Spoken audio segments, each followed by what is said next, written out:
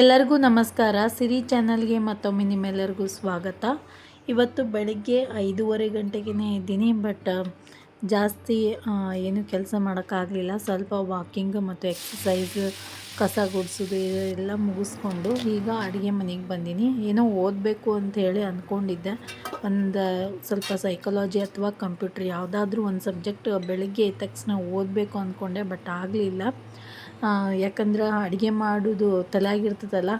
7:15 ತನಕ ನನ್ನ ಮಗಳದು ಟಿಫನ್ ಆಗಬೇಕು, ಲಂಚ್ ಬಾಕ್ಸ್ ರೆಡಿ ಆಗಬೇಕು. ಅದಕ್ಕೋಸ್ಕರ ಅದು ಲಕ್ಷ್ಯ ಇರಲ್ಲ ಅಂಥೇಳಿ ಬೇಡ ಬಿಡು ಮಧ್ಯಾಹ್ನ ಓದ್ಕೊಂಡ್ರೆ ಆಯಿತು ಅಂಥೇಳಿ ಈಗ ನಾನು ಬೆಳಿಗ್ಗೆ ಎದ್ದ ತಕ್ಷಣ ಸ್ವಲ್ಪ ವಾಕಿಂಗ್, ಸ್ವಲ್ಪ ಎಕ್ಸಸೈಸ್ ಮಾಡಿಕೊಂಡು ಮನೆಯೆಲ್ಲ ಕಸ ಗುಡಿಸಿ ಅಡುಗೆ ಮನೆಯದು ಡ್ಯೂಟಿ ಸ್ಟಾರ್ಟ್ ಮಾಡ್ಕೊಂಡೀನಿ. ಇವತ್ತು ಅಡುಗೆಯಲ್ಲಿ ಟೊಮೆಟೊ ಪಲ್ಯ ಮತ್ತು ಚಪಾತಿ ಮಾಡತ್ತೀನಿ.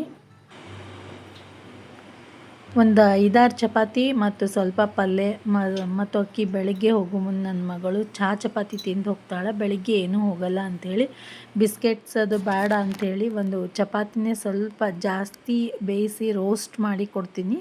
ಅದು ಜೊತೆಗೆ ತುಂಬ ಟೇಸ್ಟಿಯಾಗಿ ಇರ್ತೈತಿ. ಬಿಸ್ಕೆಟ್ಸ್ ಮತ್ತು ಬ್ರೆಡ್ ಅವಾಯ್ಡ್ ಮಾಡಿ ಇದನ್ನೇ ನಾನು ಕುಡಿದ್ರೂ ಪರವಾಗಿಲ್ಲ, ಒಂದು ಚಪಾತಿ ತಿಂದು ಹೋಗ್ತಾಳೆ. ಪಲ್ಯದು ಬೆಳಿಗ್ಗೆ ಹೋಗೋದಿಲ್ಲ ಅಂಥೇಳಿ ಚಪಾತಿ ತಿಂದು ಹೋಗ್ತಾಳೆ. ಅವಳು ಹೋದಾದ್ಮೇಲೆ ನಾನು ರಂಗೋಲಿ ಶೂಟ್ ಮಾಡ್ಕೋಬೇಕಲ್ಲ, ಅದಕ್ಕೋಸ್ಕರ ಬೆಳಿಗ್ಗೆ ಜಲ್ದಿ ಆಗಲ್ಲ ಅಂಥೇಳಿ ನಾನು ಅವಳು ಹೋದ್ಮೇಲೆ ಟೈಮ್ ಇತ್ತು ಅಂತಂದ್ರೆ ಬೆಳಿಗ್ಗೆನೇ ಮಾಡ್ಕೋತೀನಿ. ಇಲ್ಲ ಅಂದ್ರೆ ಅವಳಿಗೆ ಸ್ಕೂಲಿಗೆ ಕಳಿಸಿದಾದ್ಮೇಲೆ ರಂಗೋಲಿದು ನಾನು ವಿಡಿಯೋ ಶೂಟ್ ಮಾಡ್ಕೋತೀನಿ. ಮತ್ತು ಈಗ ಉಳಿದವ್ರಿಗೆಲ್ಲ ಚಪಾತಿ ರೊಟ್ಟಿ ಮಾಡಾಕ್ತೀನಿ. ನಾನು SR ಎಜುಕೇಷನ್ ಮ್ಯಾಮ್ ಅವ್ರದ್ದು ವಿಡಿಯೋ ನೋಡ್ತಾನೆ ಚಪಾತಿ ರೊಟ್ಟಿ ಅಥವಾ ಬೇರೆ ಕೆಲಸಗಳನ್ನು ಮಾಡ್ತಿರ್ತೀನಿ. ಅಲ್ಲಿ 1 ಅಥವಾ 2 ವಿಡಿಯೋಸ್ಗಳು ಕವರ್ ಆಗ್ತಾವೆ. ಒಂದೊಂದು ತಾಸಿಂದ ಇರ್ತಾವಲ್ಲ, ಆಲ್ಮೋಸ್ಟ್ 1.5 ಅಥವಾ 2 ವಿಡಿಯೋಸ್ಗಳನ್ನು ಕಂಪಲ್ಸರಿ ಕಂಪ್ಲೀಟ್ ಮಾಡ್ತಿರ್ತೀನಿ ನಾನು. ಅದು ಕ್ಲಿಯರಾಗಿ ಬಂದಿಲ್ಲ, ಆದಷ್ಟು ತೋರಿಸ್ಬೇಕು, ಹೆಣ್ಮಕ್ಳಿಗೆ ಮೋಟಿವೇಶನ್ ಆಗ್ತೈತೆ ಅಭ್ಯಾಸ ಮಾಡೋರಿಗೆ ಅಂಥೇಳಿ ವಿಡಿಯೋ ಮಾಡೋಕ್ಕೆ ಪ್ರಯತ್ನ ಪಟ್ಟೆ. ಆದರೆ ಆ ಕ್ಯಾಮ್ರಾ ಸ್ಟ್ಯಾಂಡ್ ಮ್ಯಾಲೆ ಇಟ್ಟು ಬಂದಿದ್ದೆ ಮ್ಯಾಲಿನ ಮನೆಯೊಳಗೆ, ಅದನ್ನು ತಂದು ಕೊಡೋರು ಯಾರೂ ಇರಲಿಲ್ಲ. ಅದಕ್ಕೋಸ್ಕರ ಹಾಗೆ ವಿಡಿಯೋ ಮಾಡ್ಕೊಂಡೀನಿ. ಯಾವ ರೀತಿ ವಿಡಿಯೋ ಮಾಡ್ಕೊಂಡೀನಿ ಅನ್ನೋದಕ್ಕಿಂತಲೂ ಯಾವ ರೀತಿ ನಾನು ಸ್ಟಡಿ ರೊಟೀನನ್ನು ಇಟ್ಕೊಂಡೀನಿ ಅನ್ನೋದು ಮುಖ್ಯ ಆಗ್ತೈತಿ. ನಾನು ಮಾಡಿರುವಂತಹ ವಿಡಿಯೋವನ್ನು ಅವಾಯ್ಡ್ ಮಾಡಿ ಯಾವ ರೀತಿ ಓದೋದಕ್ಕೆ ಪ್ರಯತ್ನ ಪಡಾಕ್ತೀನಿ ಅನ್ನೋದು ಸ್ವಲ್ಪ ಪಾಸಿಟಿವ್ ಆಗಿ ತಗೋರಿ ಅಂತ ಹೇಳ್ತಾ, ಈ ರೀತಿಯಾಗಿ ಇವತ್ತು ಬೆಳಿಗ್ಗೆಯಿಂದನೇ ನನ್ನ ಅಭ್ಯಾಸವನ್ನು ಸ್ಟಾರ್ಟ್ ಮಾಡ್ಕೊಂಡೀನಿ. ವಾಕಿಂಗ್ ಮಾಡಬೇಕಾದ್ರೂ ಯಾವುದಾದ್ರೂ ವಿಡಿಯೋ ಕೇಳ್ತಿರ್ತೀನಿ, ಅಥವಾ ನಾನೇ ಮೋಟಿವೇಟ್ ಮಾಡ್ಕೊಳ್ಳೋಕೆ ಯಾವುದಾದ್ರೂ ಮೋಟಿವೇಶನ್ ವಿಡಿಯೋಸ್ಗಳನ್ನು ಕೂಡ ಕೇಳ್ತಿರ್ತೀನಿ. ಸರಿಯಾಗಿ ಬರ್ಬೋದೇನೋ ಅಂತ ವಿಡಿಯೋ ಮಾಡಿಕೊಂಡೆ, ಬಟ್ ಅಷ್ಟು ಸರಿಯಾಗಿ ಬಂದಿಲ್ಲ ವಿಡಿಯೋ. ಇರಲಿ. ಮೋಟಿವೇಶನ್ ಆಗಿ ನಾನು ಹೇಳೋ ಮಾತೇನಂತಂದ್ರೆ, ಇಂಗ್ಲೀಷ್ ಟಫ್ ಅನ್ಕೋತಾ ಕೂಡಬೇಡ್ರಿ, ನಾವು ಹೆಚ್ಚು ಪ್ರಾಕ್ಟೀಸ್. ಮತ್ತು ಇದು ಮಧ್ಯಾಹ್ನದ ಟೈಮಲ್ಲಿ ಇಂಗ್ಲೀಷ್ಗಾಗಿ ನಾನು ಯಾವ ವಿಡಿಯೋಸ್ಗಳನ್ನು ನೋಡ್ತೀನಿ ಮತ್ತು ಯಾವ ಪುಸ್ತಕಗಳನ್ನು ರೆಫರ್ ಮಾಡ್ತಿರ್ತೀನಿ ಅನ್ನೋದನ್ನು ನಿಮ್ಮ ಜೊತೆ ಶೇರ್ ಮಾಡಬೇಕಾಗಿತ್ತು. ಅದನ್ನು ಕೂಡ ಶೂಟ್ ಮಾಡಿಕೊಂಡೆ. ಮಧ್ಯಾಹ್ನ ಎಲ್ಲ ಕೆಲಸ ಮುಗಿಸಿ ರಿಫ್ರೆಶ್ ಆಗಿ ಈ ಕೆಲಸಗಳನ್ನು ಮಾಡ್ತಿರ್ತೀನಿ. ಎಡಿಟಿಂಗ್ ಆಗಿರ್ಬೋದು, ಬೇರೆ ವಿಡಿಯೋಸ್ಗಳನ್ನಾಗಿರ್ಬೋದು ಮಾಡ್ತಿರ್ತೀನಿ. ಅಷ್ಟೊತ್ತಿಗೆ ಒಂದು ವಿಡಿಯೋ ಮಾಡುವಷ್ಟಿಗೆ ಹೊರಗಡೆ ಈ ಸೀಸನ್ದು ಫಸ್ಟ್ ಮಳೆ ಅನ್ಬೋದು. ಜೋರೇನಿಲ್ಲ, ಬಟ್ ಏನೋ ಒಂಥರ ಖುಷಿ. ಫುಲ್ ಹೊರಗೆ ತಣ್ಣಗಿತ್ತು. ಮೊದಲೇ ಕಲಬುರಗಿ ಇದು ಬಿಸಿಲಿಗೆ ಹೆಸರುವಾಸಿಯಾದಂತಹ ಪ್ಲೇಸ್. ಅಂಥದ್ರಲ್ಲಿ ಈ ತಿಂಗಳು ಫುಲ್ ಮಳೆನೇ ಇಲ್ಲ. ಆಲ್ಮೋಸ್ಟ್ ಮೇನಲ್ಲೇ ಸ್ಟಾರ್ಟ್ ಆಗಬೇಕಾಗಿತ್ತು, ಬಟ್ ಈ ಸರ್ತಿ ಇನ್ನೂ ಜೂನ್ ಎಂಡ್ ಆದ್ರೂ ಕೂಡ ಈಗ ಒಂದು ಮಳೆ ಸ್ಟಾರ್ಟ್ ಆಗೈತೆ ಅಷ್ಟೇ. ಒಂದು ಸ್ವಲ್ಪ 10-15 ನಿಮಿಷ ಬಂತು, ಸ್ವಲ್ಪ ಎಂಜಾಯ್ ಮಾಡಿ. ಯಾಕಂದರೆ ನೇಚರನ್ನು ನೋಡೋದ್ರಿಂದ ಏನೋ ಒಂಥರ ಖುಷಿ. ಹಸಿರು ಗಿಡಗಳನ್ನು ನೋಡ್ತಾ ಮತ್ತು ಮಳೆಯಲ್ಲಿ ನಿಂದ್ರೋದಂದರೆ ಏನೋ ಒಂಥರ ಖುಷಿ ನನಗೂ ಕೂಡ. ಈ ರೀತಿ ಮಳೆ ಬಂದಾಗ ಮೇಲೆ ನಿಂತು ಇರ್ತೀನಿ ಮತ್ತು ಕುಂತಿರ್ತೀನಿ. ಜೋಕಾಲಿ ಮೇಲೆ ಕುಂತು ವಾಚ್ ಮಾಡ್ತಿರ್ತೀನಿ ಮಳೆಯನ್ನು. ಏನೋ ಒಂಥರ ಖುಷಿ ಕೊಡ್ತೈತಿ, ಮೈಂಡ್ ಫ್ರೆಶ್ ಆಗ್ತೈತಿ. ಅದಾದಮೇಲೆ ನನ್ನ ಮಗ ಇವತ್ತು ಕಾಲೇಜಿಗೆ ಹೋಗಿಲ್ಲ, ಯಾಕಂದ್ರೆ ಅವನಿಗೂ ಕೂಡ ಹುಷಾರಿರಲಿಲ್ಲ. ಭಾಳ ಜ್ವರ ಬಂದಿತ್ತು. ಹೀಗಾಗಿ 2-3 ದಿವಸ ಅವನದೇ ಸೇವೆ ಮಾಡೋದಾಗಿಬಿಟ್ಟೈತಿ. ವಿಡಿಯೋಸ್ಗಳನ್ನು ಮಾಡೋಕ್ಕಾಗಿರಲಿಲ್ಲ. ಅವನಿಗೆ ಔಷಧ ಎಲ್ಲ ಕೊಟ್ಟು ಎಷ್ಟೇ ದೊಡ್ಡವರಾದ್ರೂ ಕೂಡ ಮಕ್ಕಳೇ ಅವರಿಗೆ ನಾವೆಲ್ಲ ವ್ಯವಸ್ಥೆ ಮಾಡಲೇಬೇಕು. ಸ್ವಲ್ಪ ಆದ್ರೂ ಡಿಪೆಂಡ್ ಆಗೇ ಇರ್ತಾರೆ. ಎಷ್ಟೋ ದೊಡ್ಡವರಾದ್ರೂ ಕೂಡ ಮಕ್ಕಳು ತಾಯಿ ಮೇಲೆ ಡಿಪೆಂಡ್ ಆಗೇ ಇರ್ತಾರೆ. ನಾವು ಅವ್ರನ್ನ ಸ್ವಲ್ಪ ಅವರಿಗೆಲ್ಲ ವ್ಯವಸ್ಥೆ ಮಾಡಲೇಬೇಕು. ಮಾಡಿ ಈಗ ಎಲ್ಲ ಮುಗಿಸಿ ನಾನು ಅಭ್ಯಾಸ ಸ್ಟಾರ್ಟ್ ಮಾಡ್ಕೊಳಾಕ್ತೀನಿ. ಸ್ವಲ್ಪ ಮಳೆಯಾಗಿ ಹೊರಗಡೆ ಎಲ್ಲ ಕ್ಲೈಮೇಟ್ ತುಂಬಾ ಹಿತಕರವಾಗಿತ್ತು. ಅದಕ್ಕೋಸ್ಕರ ಇಲ್ಲೇ ಕುಂತು ಅಭ್ಯಾಸ ಮಾಡಿದ್ರಾಯ್ತು ಅಂಥೇಳಿ ಹೊರಗಡೆನೇ ಕುಂತು ಅಭ್ಯಾಸ ಮಾಡತ್ತೀನಿ. ಈಗ ನಾನು ತಗೊಂಡಿರುವಂತಹ ವಿಷಯ ಕಂಪ್ಯೂಟರ್. ಬೆಳಿಗ್ಗೆ SR ಎಜುಕೇಷನ್ ಚಾನಲಲ್ಲಿ ನಾನು ಸೈಕಾಲಜಿ ವಿಡಿಯೋವನ್ನು ನೋಡಿದ್ದೆ. ಬೆಳವಣಿಗೆ ಮತ್ತು ವಿಕಾಸಕ್ಕೆ ಸಂಬಂಧಪಟ್ಟಂತೆ ಕ್ವೆಶನ್ ಆನ್ಸರ್ಸ್ಗಳನ್ನು ನೋಡ್ತಾ ಇದ್ದೆ. ಈಗ ನಾನು ಕಂಪ್ಯೂಟರ್ ಸ್ಟಡಿ ಸ್ಟಾರ್ಟ್ ಮಾಡೀನಿ. 1ನೇ ವಿಡಿಯೋ ಮುಗ್ದೈತಿ, 2ನೇ ವಿಡಿಯೋ ಸ್ಟಾರ್ಟ್ ಮಾಡ್ಕೊಂಡೀನಿ. ನಿಮಗೆಲ್ಲರಿಗೆ ಗೊತ್ತೇ ಐತಿ, ನಾನು MG ಅಕಾಡೆಮಿಲಿ ಸುನೀಲ್ ಚೌಹಾಣ್ ಸರ್ದು ಕಂಪ್ಯೂಟರ್ ವಿಡಿಯೋಸ್ಗಳನ್ನು ನೋಡ್ತಿರ್ತೀನಿ ಅಂಥೇಳಿ.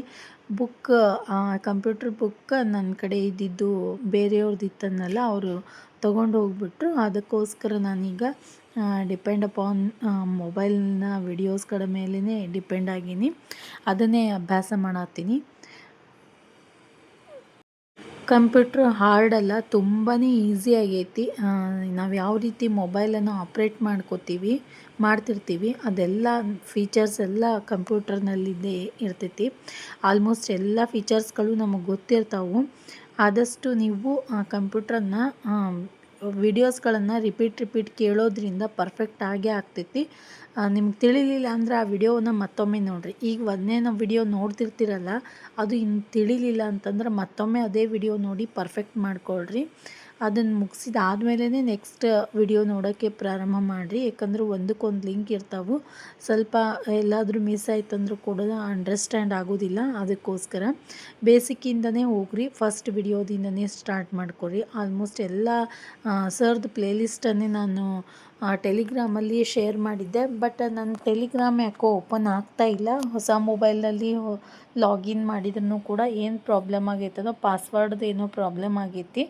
ಲಾಗಿನ್ ಆದ ತಕ್ಷಣವೇ ಮತ್ತೊಮ್ಮೆ ನಾನು ನಿಮ್ಗೆ ಟೆಲಿಗ್ರಾಮಲ್ಲಿ ಶೇರ್ ಮಾಡ್ತೀನಿ. ಕಂಪ್ಯೂಟರ್ ಕ್ಲಾಸಸ್ ಆಗಿರ್ಬೋದು, ಇಂಗ್ಲೀಷ್ ಕ್ಲಾಸಸ್ ಆಗಿರ್ಬೋದು ಮತ್ತು ಕನ್ನಡ ಎಲ್ಲ ಸಬ್ಜೆಕ್ಟ್ಗಳಿಗೆ ಸಂಬಂಧಪಟ್ಟಂತೆ ವಿಡಿಯೋಸ್ಗಳನ್ನು ನಿಮ್ಮ ಜೊತೆ ಶೇರ್ ಮಾಡ್ಕೋತಿರ್ತೀನಿ. ನೆಕ್ಸ್ಟ್ ವಿಡಿಯೋದಲ್ಲಿ ಈಗ ಲಾಸ್ಟ್ ನಾನು ಇಂಗ್ಲೀಷಿಗೆ ಸಂಬಂಧಪಟ್ಟಂತೆ ಯಾವ ಬುಕ್ಸ್ಗಳನ್ನು ಯಾವ ವಿಡಿಯೋಸ್ಗಳನ್ನು ನೋಡ್ತೀನಿ ಅಂಥೇಳಿ ಹೇಳಿದ್ದೆ. ನೆಕ್ಸ್ಟ್ ನಾನೀಗ ಸೋಷಿಯಲ್ ಸ್ಟಡಿ ಬಗ್ಗೆಗೆ ವಿಡಿಯೋವನ್ನು ಮಾಡಬೇಕು ಅಂತ ಅಂದ್ಕೊಂಡೀನಿ. ಅದನ್ನು ಮಾಡ್ತೀನಿ.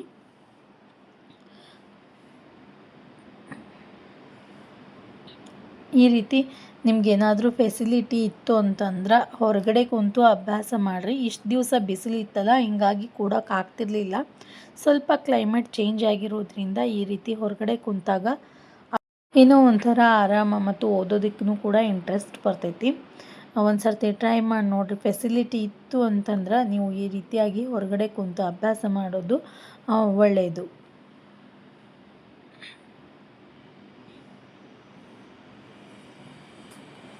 Second video 1.5 ಗಂಟೆದೈತಿ. ಒಂದು ದಿವಸದಲ್ಲಿ ಮುಗಂಗಿಲ್ಲ. ನಾನು 30 to 35 ಮಿನಿಟ್ಸ್ ಅಥವಾ 40 ಮಿನಿಟ್ಸ್ ತನಕ ಒಂದು ದಿವಸ ಒಂದು ವಿಡಿಯೋ ನೋಡ್ತೀನಿ. ಭಾಳ ನೋಡ್ತಾ ಹೋದ್ವಿ ಅಂತಂದ್ರೆ ತಲೆಗೆ ಹತ್ತಂಗಿಲ್ಲ.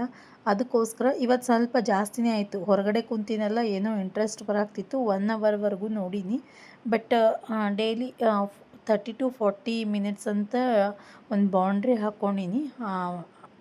ಆ ವಿಷಯವನ್ನು ಅಷ್ಟಕ್ಕೆ ಸ್ಟಾಪ್ ಮಾಡಬೇಕು ಅಂಥೇಳಿ. ಜಾಸ್ತಿ ಇಂಟ್ರೆಸ್ಟ್ ಇತ್ತು ಅಂದರೆ ಓದ್ಬೋದು. ಬಟ್ ಅಟ್ಲೀಸ್ಟ್ 40 ಮಿನಿಟ್ಸು ಒಂದು ಸಬ್ಜೆಕ್ಟಿಗೆ ಇಟ್ಕೋರಿ. ಮತ್ತು ಬರುವಂತಹ ಸಬ್ಜೆಕ್ಟ್ಸ್ಗಳಿಗೆ ಅಂದರೆ ಈಸಿಯಾಗಿರುವಂತಹ ಸಬ್ಜೆಕ್ಟ್ಸ್ಗಳಿಗೆ ಕಡಿಮೆ ಟೈಮ್ ಕೊಟ್ಟು ಯಾವ್ದು ನಮಗೆ ಟಫ್ ಅನ್ನಿಸ್ತೈತಿ ಆ ಟೈಮನ್ನು ಅದಕ್ಕೆ ಹಾಕ್ಕೊಳ್ರಿ. ಈಗ ಕನ್ನಡ ನಮಗೆ ಈಸಿ ಐತಿ. 30 to 35 ಮಿನಿಟ್ಸ್ ಅಥವಾ 40 ಮಿನಿಟ್ಸ್ ಅದಕ್ಕೆ ಕೊಟ್ವಿ ಅಂತಂದ್ರೆ ಅದಕ್ಕಿಂತಲೂ ಹೆಚ್ಚು ಸಮಯ ನಾವು ಕಂಪ್ಯೂಟರ್ಗೆ ಅಥವಾ ಸೈಕಾಲಜಿಗೆ ಒಂದು ತಾಸು 15 ನಿಮಿಷ ಕೊಡೋದ್ರಿಂದ ನಿಮಗೆ ಇಂಟ್ರೆಸ್ಟ್ ಇತ್ತು ಅಂತಂದ್ರೆ ಒಮ್ಮೆಗಿಲೇ 1.5 ತಾಸು ಅದು ಬೇಡ. ಒಮ್ಮೆ ಮುಂಜಾನೆ ಒಂದು ಪೌಣ ತಾಸು, ಸಂಜೆಗೆ ಪೌಣ ತಾಸು ಈ ರೀತಿ ಟೈಮ್ ಹಾಕೋರಿ. ಒಬ್ಬೊಬ್ರಿಗೆ ಕಂಟಿನ್ಯೂ ಆಗಿ ಒಂದೇ ಸಬ್ಜೆಕ್ಟನ್ನು ಅಭ್ಯಾಸ ಮಾಡೋಕ್ಕಾಗಲ್ಲ. ಅದನ್ನು ಈ ರೀತಿ ಕೂಡ ಡಿವೈಡ್ ಮಾಡ್ಕೋಬೋದು ನೀವು. ನೆಕ್ಸ್ಟ್ ನಾನು ಇಂಗ್ಲೀಷ್ ಕಂಪ್ಯೂಟರ್ ಅಭ್ಯಾಸ ಆದಮೇಲೆ ಸ್ವಲ್ಪ ಕ್ಯಾಮ್ರಾ ಯಾಕೋ ಅಗಳೇ ಬ್ಲ್ಯಾಕ್ ಇತ್ತು, ಮಾಡ ಕೂಡ ಆಗಿತ್ತು, ಅಗಳೇ ಮೋಡ ಬಂದಿತ್ತು, ಅದಕ್ಕೆ ಬ್ಲ್ಯಾಕ್ ಆಗಿತ್ತೋ ಏನೋ ಗೊತ್ತಿಲ್ಲ. ಈಗ ಕ್ಲಿಯರಾಗಿ ಬಂದೈತಿ. ಈಗ ನಾನು ತೊಗೊಂಡಿರುವಂಥದ್ದು ಸೈಕಾಲಜಿ. ಆಲ್ರೆಡಿ ನಾನು ಸೆಕೆಂಡ್ ಲೆಸನ್ ಸ್ಟಾರ್ಟ್ ಮಾಡೀನಿ. ಫಸ್ಟ್ ಲೆಸನ್ ಸುಮ್ಮನೆ ಹೈಲೈಟಾಗಿ ಓದ್ಕೊಂಡಿದ್ದೆ. Second ಲೆಸನನ್ನು start ಮಾಡ್ಕೊಂಡಿನಿ. ಈಗ ಪಿಯಾಜಿಯವರ ಬೌದ್ಧಿಕ ವಿಕಾಸದ ಹಂತಗಳನ್ನು ಸ್ಟಾರ್ಟ್ ಮಾಡ್ಕೊಂಡಿನಿ. ಎಷ್ಟು ಓದಿದ್ರೂ ಕೂಡ ಪ್ರತಿಯೊಂದು ಸರ್ತಿ ಈ ಬುಕ್ಕನ್ನು ಓದ್ತಿರ್ತೀನಲ್ಲ, ಮತ್ತೆ ಒಂದು ಏನಾದರೂ ಹೊಸದನ್ನು ಕಲಿತಿರ್ತೀನಿ, ನೆನಪಿಟ್ಕೊಳ್ಳುವಂಥದ್ದು. ನಾನು ಫಸ್ಟ್ನೇ ಸರ್ತಿ ಈ ಬುಕ್ಕನ್ನು ಓದಿದಾಗ ಒಂದು 10% ಅಷ್ಟೇ ನಾನು ತಿಳ್ಕೊಂಡಿದ್ದೆ.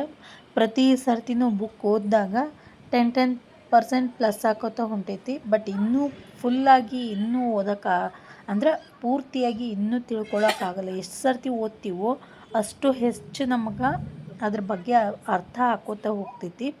ಯಾವುದೇ ಒಂದು ವಿಷಯ ಕೂಡ ಅದೇ ರೀತಿಯಾಗಿ ನಾವು ಯಾವುದು ಬರಲ್ಲ ಅಂತೀವಿ ಅದನ್ನು ಹೆಚ್ಚು ಪ್ರಾಕ್ಟೀಸ್ ಮಾಡೋದ್ರಿಂದ ಪರ್ಫೆಕ್ಟ್ ಆಗೇ ಆಗ್ತೈತಿ.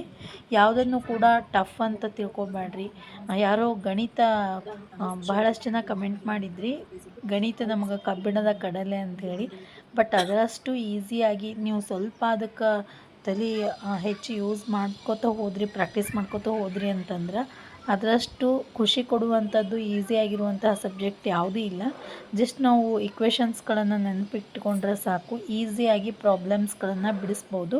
ಬರೀ ಇಕ್ವೇಷನ್ಸ್ಗಳನ್ನು ಅಷ್ಟೇ ಅಲ್ಲ, ಸ್ವಲ್ಪ ತಲೆ ಕೂಡ ಉಪಯೋಗ ಮಾಡಲೇಬೇಕು. ಅಲ್ಲಿ ಯಾವುದೇ ರೀತಿಯಾಗಿ ಟ್ವಿಸ್ಟಾಗಿ ಕೊಟ್ಟರು ಅದನ್ನು ಯೋಚನೆ ಮಾಡುವಂತಹ ಶಕ್ತಿನೂ ಬೇಕು. ಬಟ್ ಅದರಲ್ಲಿ ಇರುವಂತಹ ಖುಷಿನೇ ಬೇರೆ. ಯಾಕಂದ್ರೆ ಅದನ್ನ ಪ್ರಾಬ್ಲಮ್ ಸಾಲ್ವ್ ಮಾಡಿದಾಗ ಏನೋ ಒಂಥರ ಖುಷಿ ಆಗಿಬಿಡ್ತೈತಿ. ನನಗಂತೂ ಮ್ಯಾಥ್ಸ್ ತುಂಬಾ ಇಷ್ಟವಾದಂತಹ ಸಬ್ಜೆಕ್ಟ್. ಯಾರ್ಯಾರಿಗೆ ಮ್ಯಾಥ್ಸ್ ಭಾಳ ಇಷ್ಟ ಅಂಥೇಳಿ ಪ್ಲೀಸ್ ಕಮೆಂಟ್ ಸೆಕ್ಷನ್ ಒಳಗೆ ತಿಳಿಸ್ರಿ. ಇದಾದಮೇಲೆ ನನ್ನ ಮಗಳು 4:45 ಗಂಟೆಗೆ ಬರ್ತಾಳೆ. ಅಲ್ಲಿವರೆಗೂ ಕೂಡ ಸ್ಟಡಿ ಮಾಡಿದೆ. ಮಧ್ಯಾಹ್ನ ಕೆಲಸ ಮುಗಿಸಿದಾದ್ಮೇಲೆ ಒಂದು ವಿಡಿಯೋ ಶೂಟ್ ಮಾಡಿಕೊಂಡು ಸ್ವಲ್ಪ ಕ್ಲೈಮೇಟು ತಣ್ಣನ ಕ್ಲೈಮೇಟ್ ಇತ್ತಲ್ಲ, ಸ್ವಲ್ಪ ಕುಂತೆ ಅಡ್ಡಾಡಿದೆ. ಅದಾದಮೇಲೆ 2 ಸಬ್ಜೆಕ್ಟ್ಗಳನ್ನು ಕಂಪ್ಲೀಟ್ ಮಾಡ್ಕೊಂಡಿನಿ. ಅದಾದಮೇಲೆ ಓದೋಕ್ಕಾಗಲಿಲ್ಲ. ನನ್ನ ಮಗಳು ಸ್ಕೂಲಿಂದ ಏನು ಬಂದಳು, ಫುಲ್ಲು ಜ್ವರ ಬಂದುಬಿಟ್ಟಿದ್ದು. ಆಕಿಂದೇ ಸೇವೆ ಮಾಡೋದಾಯಿತು ಬರೋಣನೆ. ಹೀಗಾಗಿ ನೆಕ್ಸ್ಟ್ ಯಾವುದೂ ಅಭ್ಯಾಸ ಮಾಡೋಕ್ಕಾಗಲಿಲ್ಲ, ವಿಡಿಯೋ ಮಾಡೋಕ್ಕಾಗಲಿಲ್ಲ. ವಿಡಿಯೋ ಇಷ್ಟ ಆಯಿತು ಅಂದ್ಕೋತೀನಿ. ಇಷ್ಟ ಆಗಿದ್ದರೆ ಲೈಕ್ ಮಾಡಿರಿ. ಧನ್ಯವಾದ.